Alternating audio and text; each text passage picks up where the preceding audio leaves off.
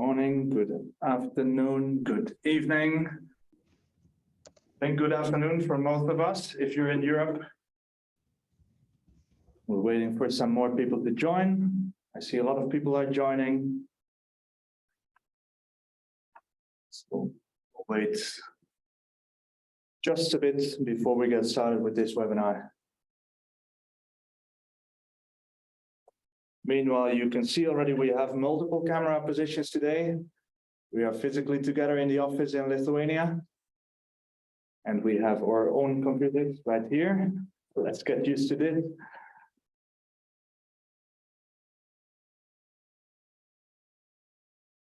I can see people are still joining.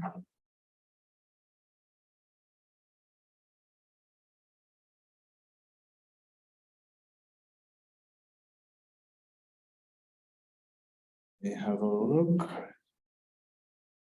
A lot of people, but still joining.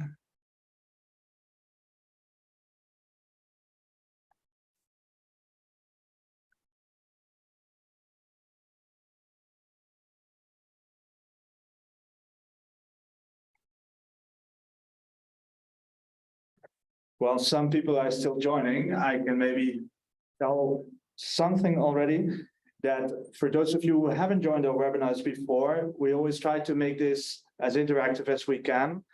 Not only a static presentation, Olga is going to do most of the talking today, but I will be there also to ask some questions here and there, but I invite you to do the same. There is a Q&A button. For me, it's at the bottom of my screen, maybe for you as well. You can ask questions there. And we'll see if we can answer them during the presentation, we might do so. Otherwise, we keep them at the end. I might interrupt Olga here and there, but we'll see how this goes. All right.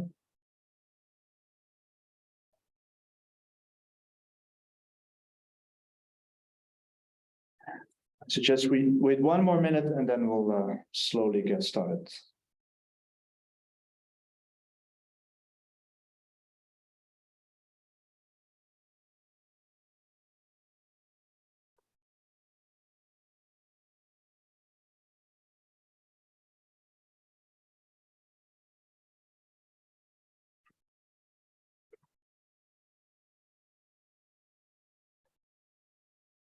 All right.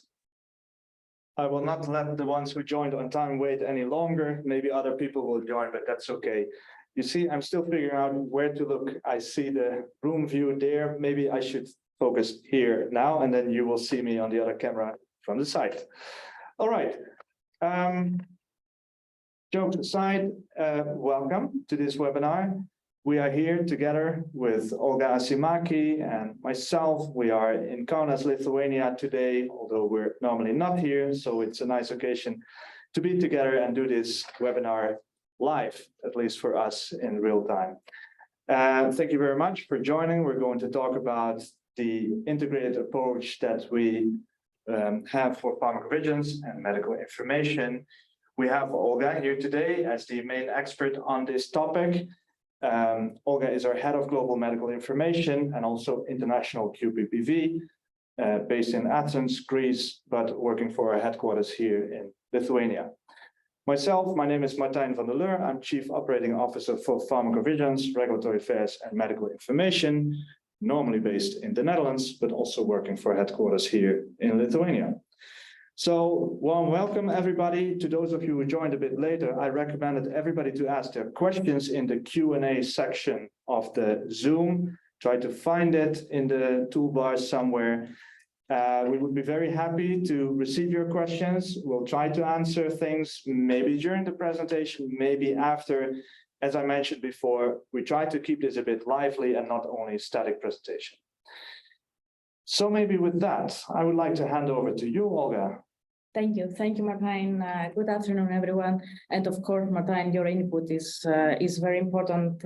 We are going to discuss about integration today, and already your title has a lot of integrated functions. So I know that your input will be very, very important. The problem is that I cannot change the slide. Right, bear with us while Olga is going to try and change the slide to the next one. Okay, great. It was just for a second. So we are going to focus on pharmacovigilance and medical information. For those that are coming from medical information or vice versa, very basic, what pharmacovigilance is the science and activities related to the detection, assessment, understanding, and prevention of adverse events or any other drug-related problems. Medical information, the collection and dissemination of information about drugs, their indication, and the ways in which they should be used. And why do we say that these services are interconnected? Because they have actually the same goal, to ensure the safe and effective use of medicine. What is pharmacovigilance objective? To monitor the safety of medicinal products and identify and mitigate any potential risks associated with the use of the medicinal products. What is the objective of medical information? To support external stakeholders, either physicians, other healthcare professionals, or patients in making informed decisions about the drugs, and also educate them about the benefits and risks of drugs. So let's say different objectives at the first place, but common goal, to ensure the safe and effective use of medicines. And I have my first question already. Already? Okay. I'm here today to ask the silly questions because Olga is the expert and I'm for the silly questions, okay? So the silly question, maybe not, I don't want to offend anybody, but when I hear about medical information with people around me, I usually hear the word call center. That medical information is just a call center. So what is your view? Is that true? And this question is a very common question when we have interviews, when we are trying to onboard new people, to tell them that it's a scientific service, as we have in the title. We will see in a while the regulatory background of medical information and also the daily activities that the medical information specialist undertakes. But to briefly respond to your question, this misunderstanding, let's say, comes from the term that it is mainly used in the US as medical information call center, medical information contact center. So this contact center is the mean via which we receive inquiries and we interact with others, rather than the scope itself. The scope, the purpose of the activity is to collect safety information, to be there for inquiries, to support external stakeholders. And we should not say that the medical information specialists just respond to calls or they work for a call center, as the main purpose is to facilitate the delivery of a response, rather than the medical, let's say, the mean of communication itself. I see. Thank you very much. And as I promised, here it is the regulatory framework for medical information, and we can also see how it connects to PV. First of all, Article 98 of Directive 2001/83 puts the general, let's say, framework that the marketing authorization holders will establish within its undertaking a scientific service in charge of information about the medicinal products which he places on the market. You see the scientific service again here. It's not a call center, it is a scientific service. How this scientific service will be delivered, this can be the means of communication that we discussed before. It can be delivered via various channels, either in writing or verbally. And the persons qualified to prescribe or supply medicinal products must have access to a neutral, objective source of information about products available on the market. And this is the time to highlight that the nature of medical information is non-promotional. Again, EU directive, we need to provide a high degree of consumer protection, and this means that we need to provide accurate information to the users. And of course, medical information is included as a requirement in the good pharmacovigilance framework. For those that you have participated in inspections, in audits, you have already observed that medical information is not considered as only a source of safety information, but also the inspectors, the auditors deep dive on the process. So good pharmacovigilance practices should be met for medical information too. Medical information value, and I'm sorry that we actually focus more in medical information, but we really need to do the connection with PV. What is the value of medical information? We already mentioned to provide evaluated, balanced information on clinical aspects of medicines to healthcare professionals, patients to make informed decisions. But it has also a business perspective to obtain and analyze feedback and insights received by healthcare professionals, patients, payers, all the external stakeholders, and share insights with broader medical teams to shape medical strategy and take business decisions. So we should also keep in mind that these big data that have been discussed the last year for pharmacovigilance, they also coming from medical information, since medical information is the main point of contact of external stakeholders. Another value is that focuses and is able to improve the patient experience with the products of the marketing authorization holder and bring awareness of innovative solutions even before a product is on the market. And why is it so important? You know that in pharmacovigilance, we collect information about safety for off-label use. The same for medical information. This can help us potentially to expand our indications.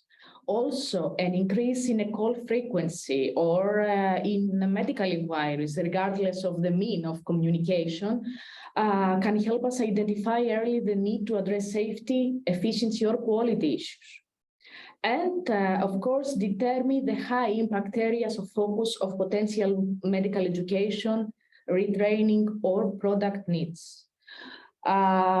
Medical information receives safety information, either adverse events or product quality complaints.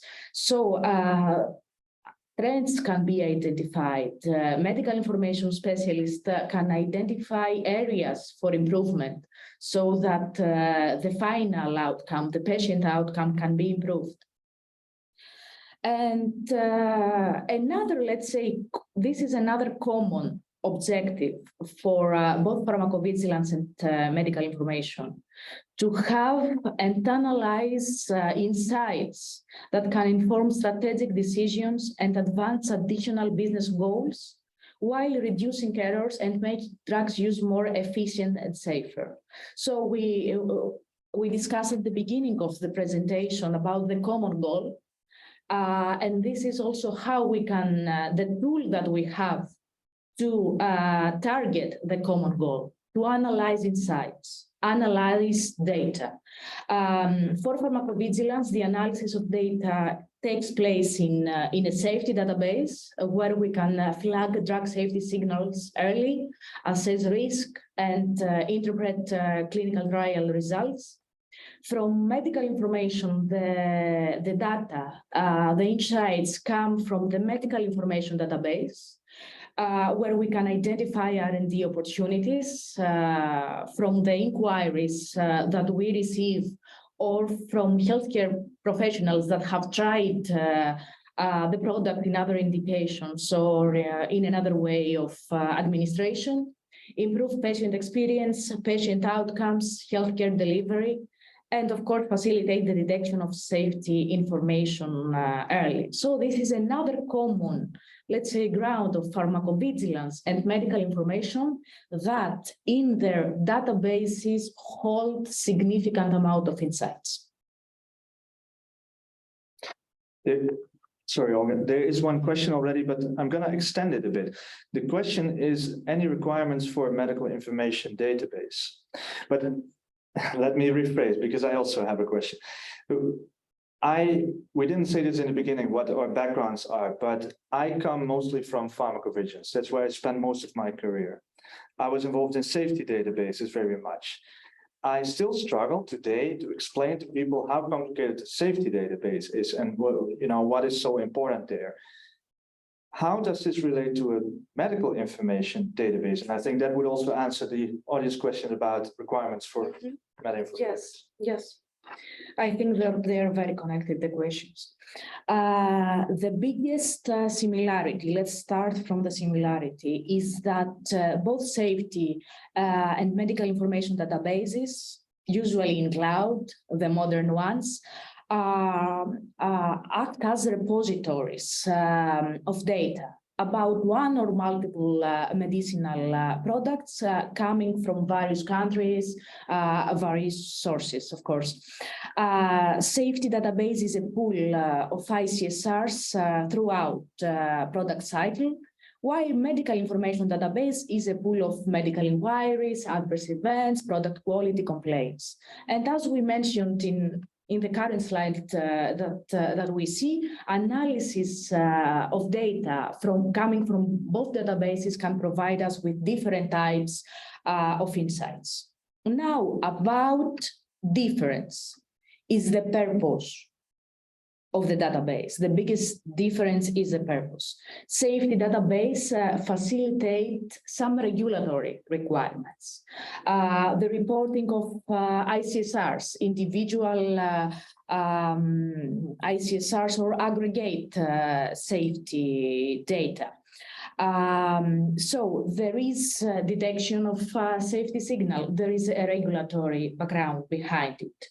Medical information database is mainly a tool to capture adverse events, product quality complaints, medical inquiries, let's say at the phase of intake. You collect the information, you record the information, and you are doing the full management of inquiry and also the reporting of adverse event and PQC.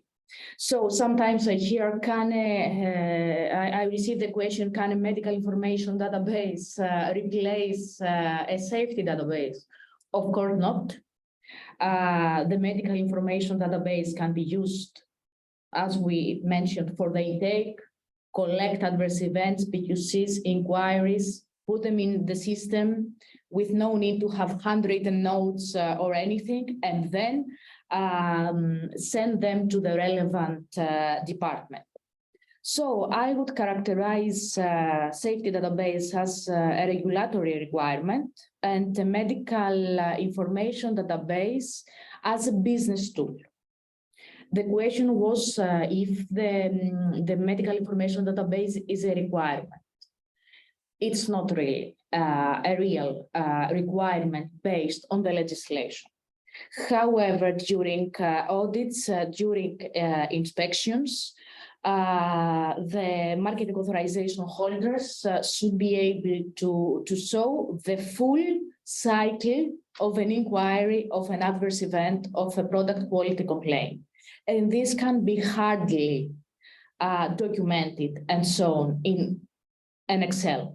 Imagine how good repository and SharePoint you should have in order to show dates that an inquiry was received, the mean that the inquiry was received, reporters, requesters details, details of the inquiry, adverse event reporting, PQC reporting, response delivery. This requires a lot of effort in order to have them ready for an inspection or an audit. While when you have a medical information safety database, this is capture everything, end-to-end process is captured there, all the proofs are captured there, and you have nothing to afraid during inspection audits. And of course, medical information database have dashboards, interactive dashboards, insights tool reports that you can have your insights that they are so important. While if you capture them in the Excel, nothing of this can be happen automatically. So that sounds a bit similar indeed then to safety databases that some people think that's a legal requirement that you must have a safety database. In practice, depending on your size, it might be implied, but it depends on the volumes that you process, right? If you have in safety 10 AEs per year, you could theoretically handle that in an Excel file. As long as you have it under control, it's okay. So I understand that's a bit similar with medical information. Yes, it is similar, but there is no regulatory requirement behind. No. For the pharmacovigilance, for the safety database, yes, you can do the submissions directly in vigilance. If in any case, now you can capture all this information, you know, in the correct format in an Excel, but still there is a requirement to do submissions. For medical information, there is no such requirement. You just need to show that you have a process in place, you collect data, and you keep the data in case that you are asked. You don't have to show to the authorities that the process is a very specific submission or process is performed. Yeah. Okay, so a lot of similarities. It's not the same, but in terms of the requirements, the person says thank you. So I guess that was clear. By the way, beautiful wristbands. Be careful not to make too much noise on the table. Correct. Sorry. And there's another question, but I think we'll come back to that later. Let's proceed a bit with the presentation. So I also promised a few minutes ago to discuss about the routine MI activities, the daily activities. Exactly as we mentioned during the database discussion is to record the nature of information requested as well as the contact details of the inquirer. Of course, in compliance with applicable local and regional data protection requirements. Be able to solve verbal and written inquiries using the appropriate communication channels in writing, verbally. Have in place a frequently asked question repository that has, of course, been performed the full reviewing and approval process, and also to respond to unique inquiries with accurate, not standard answers after having conducted appropriate investigation, literature search, and be up to date with latest scientific publications. And this is also the scientific part. Medical information specialists should also have these, let's say, skills for medical writing, be able to compile documents using the whole literature, data on file, and all the sources available. And one common, task between pharmacovigilance and medical information specialists. The medical information specialists should collect and report safety information, adverse events, special situations, and identify and report product quality complaints, and report them to the relevant quality function. So this intake that we described before, that should be captured in the medical information database if available. If not available, Yes, having proof of every single adverse event received, product quality complaint received, and proof of delivery on time within specific timelines to the relevant department, either quality complaints or pharmacovigilance department. And there, I have a question already from my past. When I was involved in this myself in pharmacovigilance, I remember that we had difficulties recognizing medical information queries, or it was even a training issue that many of my team members did not even understand that they had to report this somewhere else, because in our company, PV was completely separated from medical information. So we got, let's say, some kind of inquiry with an adverse event, but they forgot to submit the inquiry to medical information. Do you know, because we did reconciliations and in the end discovered these kinds of things, but did you have maybe the opposite from medical information as well, that you would sometimes find an adverse event hidden in your inquiry that was not submitted? And this is the most common thing, of course, in case that a medical information specialist does not recognize an adverse event. This is a legislative requirement that is not met. In case that a PV specialist does not recognize a medical inquiry, this is just, let's say, a dissatisfied client who has not received the information requested. And this is this, background that we described before, that behind PV there is a regulatory requirement. Behind medical information, it is mainly business, happy people, satisfied external customers. So example of this, a very common question that we receive in MI, at least in my past, due to my involvement in biologics, was data for use in pregnancy. Many biologic drugs are intended to,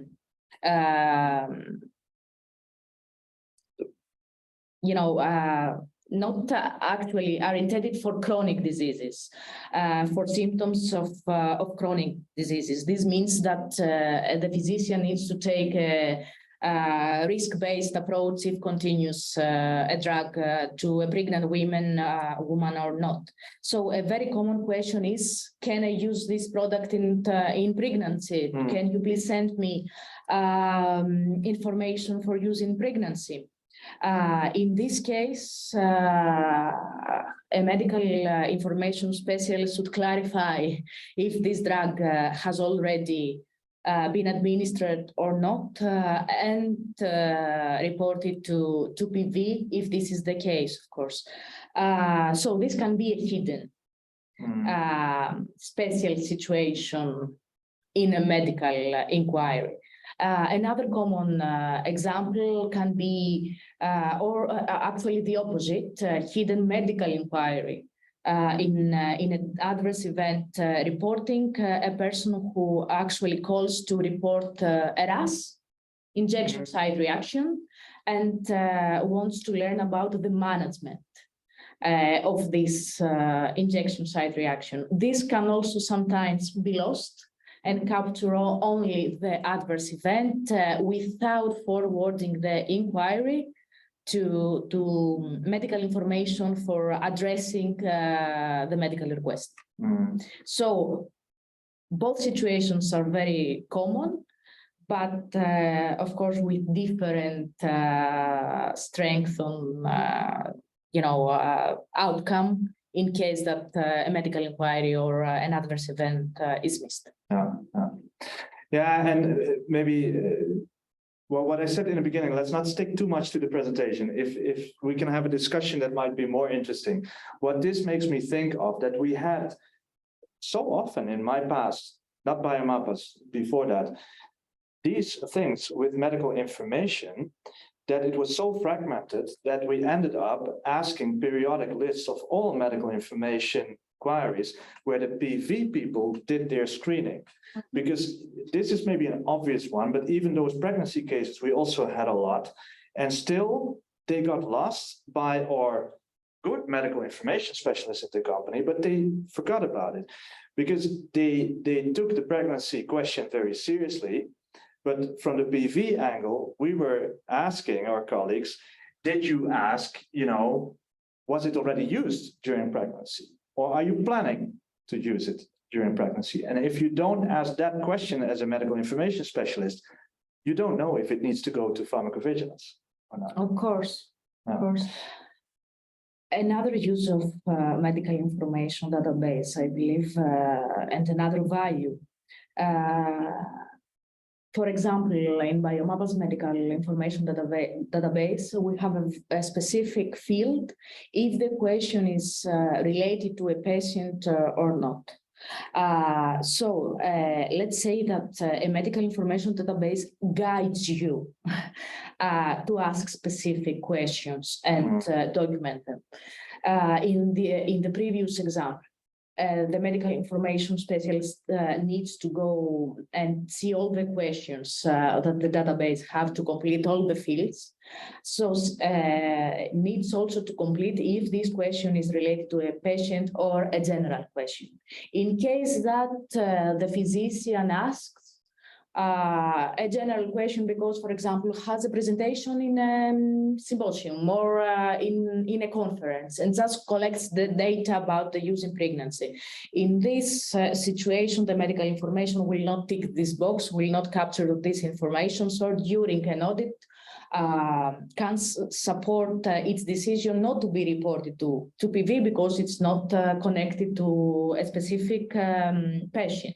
However, if this box, let's say, it's ticked, if the medical information specialist has confirmed that this question is associated with a specific patient and the drug has been administered, in this case, the expectation is also that an adverse event, especially situation, has also been reported to PV.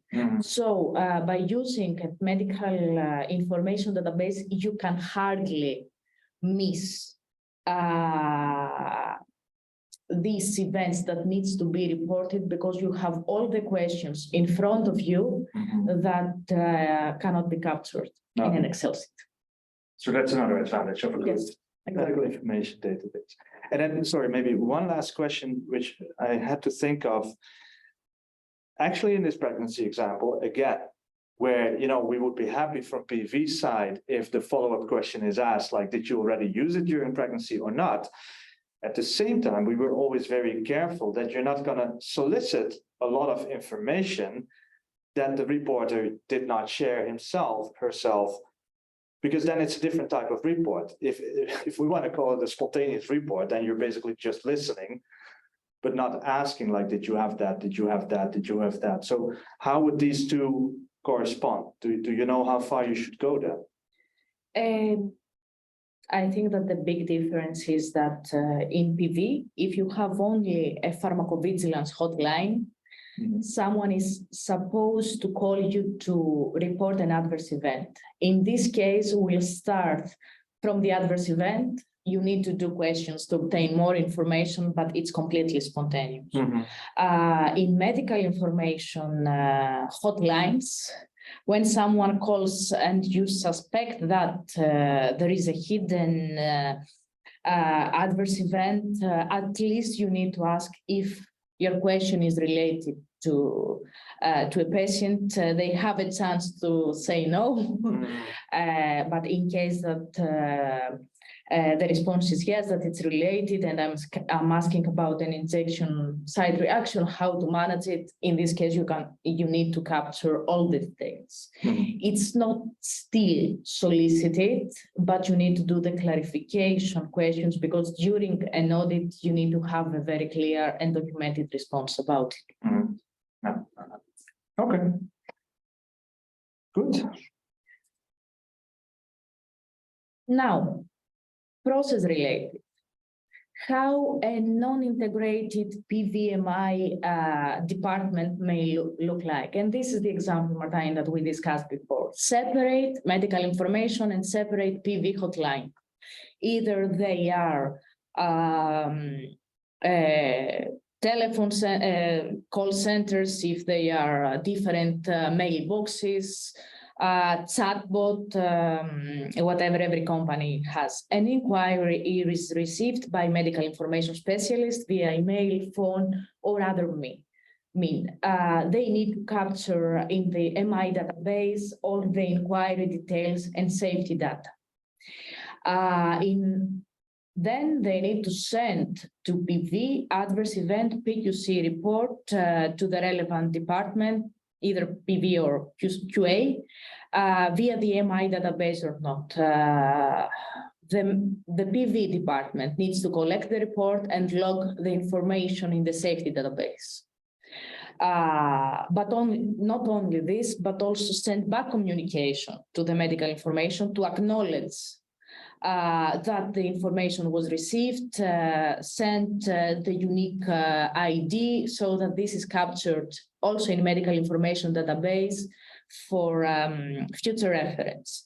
And also this comes to your question about the reconciliation of data, because as we mentioned, medical information can be a source of spontaneous adverse events reporting, and medical information may miss an adverse event as safety information. So monthly sends a report of all the medical information request received to PV that needs to do a quality check and identify a missing report.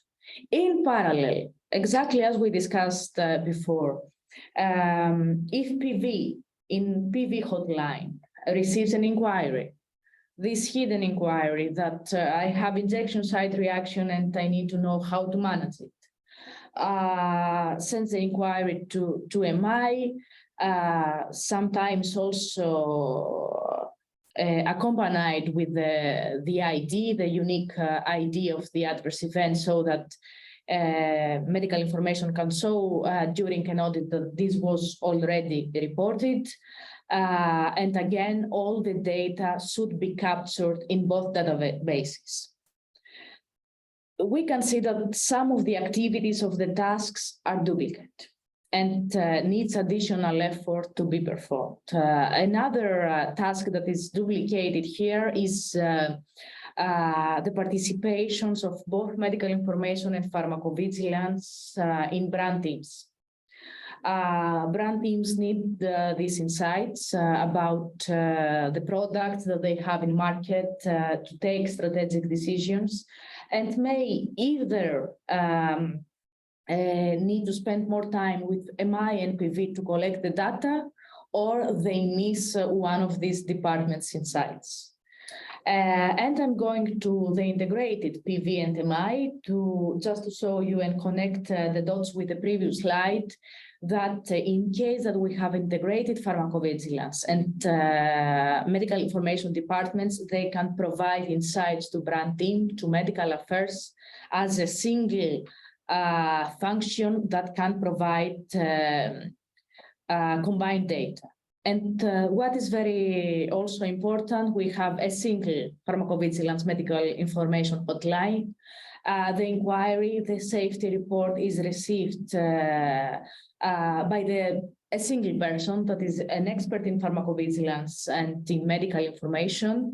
And you can already see that the steps are even less than half versus the previous slide, because one person can manage end-to-end process in MI, end-to-end process in pharmacovigilance, and can register the data in both databases without the need of reconciliation. Also, what is very important here to mention, it's not only the integration of departments, but also the integration of safety database with medical information database.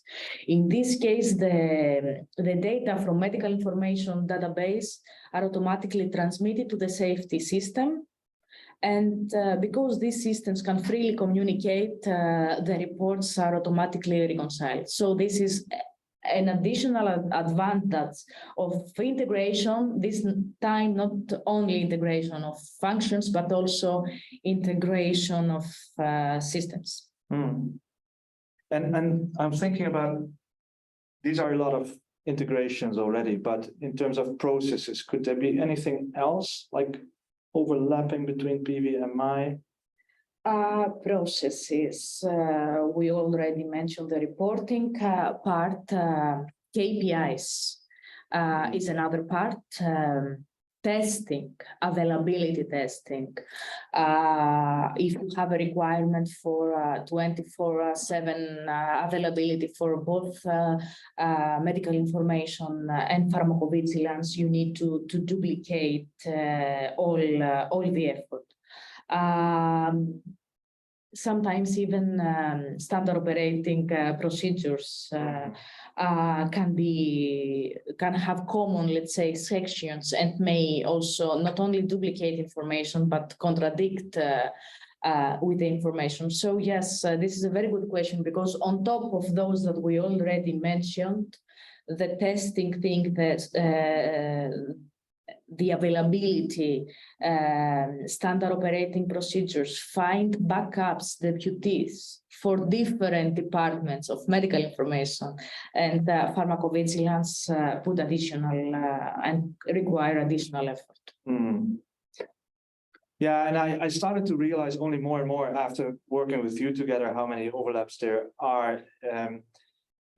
Especially if you see at the types of reports that come through similar kind of channels, but they can be separated. If you have a separate local PV person, separate medical information, separate phone lines, but they can both get medical information inquiries, PQCs, adverse events, and you need to reconcile all of that in the end. That's a huge amount of time and error sensitivity as well, right? Correct. And that leads me a little bit to, I think I know the answer already, but it was you who had to convince me at some point why you wanted to combine certain roles in our company. Can you say, maybe you can share that a bit, how that went for us, the discussions we had and how we came to your combined role in the end? Yes, of course. Let me go to the next slide. So I think that this could be the main factors to take decisions. Reduced costs. We already mentioned more efficient use of resources, and no duplication of efforts to capture the same thing in different databases, exchange of emails, reconciliations, and all these activities that need double work.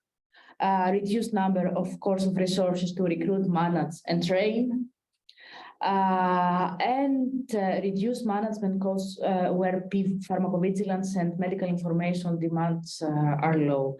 Not always we have the same volume of inquiries, and not always during the life cycle of a product. For example, we may have increased inquiries during a launch of a new product, while we have more adverse events and reporting after the launch of the product. So usually they don't have the same volume at the same stage and in the same phase. So you can very easily manage the costs and the workload. And this is also this increased efficiency, that flexibility to respond to varying workloads when PVMI needs differ. Single interaction with other departments, the one that we already mentioned. There is no reason for commercial, medical affairs, clinical operations to communicate with different departments for the same topics. Better outcome, and this is a very, very big drop, because when someone calls, doesn't really know the caller, the patient, the healthcare professional, it wants to speak with a pharmacovigilance person, with a medical information person. They are not familiar with these terms. So it's very annoying if they don't press 1 and press 2. If they don't press 2, press 1. And you say, oh, no, this is for pharmacovigilance. I need to reconnect you, or to ask my colleague to call you back, vice versa. In this case, always you have a single point of contact, single stakeholder experience interaction. Quality and compliance. We already mentioned no need of data exchange, no risk, or at least reduced risk of misinformation, and streamline globalized processes to increase compliance rates and have integrated compliance metrics and KPIs. And for business, this is also very, very important. Gain insights in real time. No need for analysis of data when you have to submit an aggregate safety report or do signal detection. Medical information, people receive real-time data, and even from one call, you can understand or you can see the potential that something may be wrong. I have many examples from my experience that from a single call, I could understand that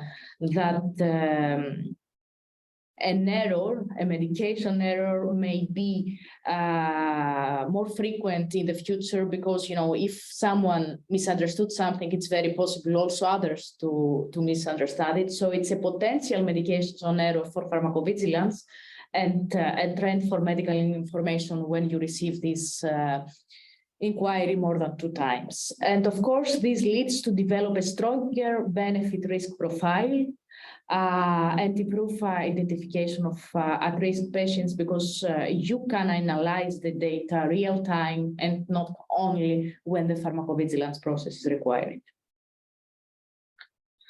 So for me, this is the benefits. These are the reasons why I insisted that integration could be more efficient, and we already see the outcomes. I mean, that's the truth. And let's be honest that we have tried different models in the past. And now, finally, when I see the benefits of this model, I know that this is the right one, indeed. Correct. Yeah. I think that you can present this because I think that, you know, it is actually all your roles together. Yeah, you asked me to do this one. So let me see where to look. We have multiple screens in the room. I'm going to look at my own screen. That's maybe more convenient for the audience. So if we want to take this concept a little bit further, we talk about something that we named the full affiliate support package. So it's even more than PV and medical information. There's a bunch of things that you see in the left that are all local activities that have a strong link with each other. You can have a call center that could receive calls that go from a central place to the specific local safety officers / medical information specialists within the different countries. The local MI covers, of course, the inquiries, AEs, and PQCs in a validated MI database and can provide response, localization, and content management system. I also added the local QA part because that has such a strong link to all the other things. We get these requests sometimes if we can also do the training, but not the training itself, also the whole compliance management around it, the evidence of training, that's a challenge sometimes. So why not combine this with this whole local affiliate support package, including CAPAs, including SOP, writing or update, gap analysis, etc. There's a big benefit if you all do that in one pool. Local QPPVs are needed in some countries, hand in hand with all the other local PV tasks that you see at the bottom left, like the local literature, regulatory intelligence on a local level, risk minimization materials, the intake of ICSRs. I'm not saying that this always has to be one and a single individual, because that might be way too much, but this should be, in our view, all part of that same local structure, local network, controlled by regional managers, with one project manager that can be a central point of contact for everybody. I didn't mention local regulatory affairs, but of course that it also has a very strong connection to many of these other activities. So it's beneficial to expand that thing beyond just PV and MI. And in addition, there could be a link to the headquarters organizations. Okay, you got it. This is the more sales part of the presentation. This is something we do, but it's still a choice of a customer. that you can keep as much as you like in your headquarters organization and take the whole local model or parts of it, or even everything that you see on the slide, where basically everything could be organized end-to-end by a service provider like ourselves, including the whole global medical information, the global QPPV office, including all the things that are normally on a global pharmacovigilance department, and global regulatory affairs with all their sub-items as well. So this is a bit what we try to promote, and we are very happy and convinced of our local integrated model with potential links to our global or the customer's global, various options available, but we are very happy with these benefits of this local integration. Martijn, we have a question in the chat, and I will come back later to the other questions about validation and everything for the topics that we passed. But regarding this topic, we have a question about how are our reporting client lines and how the oversight work when in our model that we have integrated pharmacovigilance and medical information. Yeah, that's an interesting one. I think it works for us because all these individual functions, whether it's one person doing both PVMI or multiple people doing these different local activities, they all follow the same reporting lines upwards. So they are literally part of the same reporting structure. They have the same goals. I think that's also very important. We are a service provider, so all we need to do is do what the customer asks from us. If that is the whole local network, then we make sure with our reporting lines that they all connect at some point to the same organization, that there can be one project manager overseeing all of this. I already mentioned regional managers. We have them sitting in between. So of course, we have a lot of countries that are overseen by a number of regional leads, but ultimately there can be one project manager who has the oversight on all these different local fields. And that, sorry, it's a bit of a long answer, but I've seen that different in my past, where these things on a local level might have been integrated, but on a global level, they were reporting into different lines, and that made it very difficult to get alignment in the end on a local level as well. And this is my question. Does it matter for this model what is the size of a company? Not really. No, I mean, if you're a small company, then of course, you don't have all these local functions in every country where you operate. But what we know, even from the biggest of the biggest companies, there are, let's take pharmacovigilance, because that's, I know that very well. Even the biggest of the biggest companies, they may have countries where they receive a handful of cases per year. You cannot employ a full-time employee for that, just for PV in that country. I guess the same would go for medical information, right? Even if you're a really, really big company. And then you could consider, still having such a model where you have integrated functions on a local level. That makes a lot of sense. Mm-hmm. So this model is interesting also for big companies. Yeah, yes, I would say so. I'm thinking a little bit back to the discussion we had earlier when I mentioned the similarities between these functions, right? That similar phone lines exist, similar people exist, similar email addresses. There could be one source receiving more medical information and the other one receiving more pharmacovigilance, but both of them can also have product quality complaints. And how are you going to reconcile all the time this information? I'm thinking now that even for the biggest companies, that's a lot of double work. So why not have this better integration on a local level that would save a lot of efforts? Yes. Of course, I'm not challenging. This is what I did my whole life, and I have really seen the efficiency. We have also another question about if the medical information database needs to be validated or if it's not necessary. As all the tools that are used, technological tools needs to show that they are doing what are supposed to do. Similarly, for a medical information database, validation is a key aspect.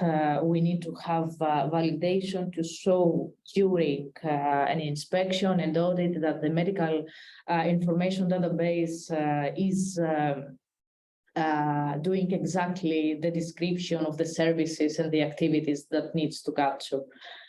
It is a requirement, yes. Another question.